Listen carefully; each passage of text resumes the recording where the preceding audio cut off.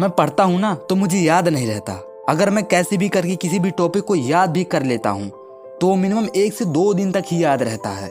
यहाँ तक कि मेरे 10 से 12 घंटे पढ़ने के बावजूद भी मैं अपने टॉपिक को लॉन्ग टाइम तक याद नहीं रख पाता। अगर ऐसा चलता रहा तो मैं टॉपर कैसे बन पाऊंगा, एसएससी, यूपीएससी, जेईई और नीट जैसे बड़े बड़े एग्जाम को कैसे क्लियर कर पाऊंगा। अगर ऐसा ही प्रॉब्लम आपके साथ हो रहा है तो टेंशन मत लीजिए, क्योंकि दुनिया में हर स्टूडेंट के साथ यही प्रॉब्लम होता है। मान लीजिए दोस्तों कोई 2 लड़के हैं, जिसमें से एक लड़का कहानी को बुक से पढ़ता है एंड जो दूसरा लड़का है वो उसी कहानी को फिल्म के रूप में देखता है। और फिर एक दिन टीचर ने उन लड़कों से कहा इस कहानी का समरी लिखो आधे घंटे में। तो दोस्तों आप देखेंगे जो लड़का फिल्म के रूप में उस कहानी को देखा था वो लड़का जल्दी से लिख लेगा कंपेरिजन टू रीडिंग वाले लड़के से, क्योंकि दूसरा वाला लड़का जब कहानी को देख रहा था तो उसका फोकस सिर्फ और सिर्फ स्क्रीन पर चल रही वीडियो पर था। और आप लोगों को शायद पता होगा, हमारा माइंड अगर किसी चीज को पूरे फोकस और एनर्जी के साथ एब्जॉर्ब करता है तो हम उस चीज को लॉन्ग टाइम तक याद रखते हैं या भूलते ही नहीं। दोस्तों जब आप अपने फेवरेट एक्टर या एक्ट्रेस से मिलते हैं तो वो पल आप जिंदगी भर नहीं भूलते। ठीक उसी तरह उसी एनर्जी उसी फोकस के साथ अगर हम अपने काम को करते हैं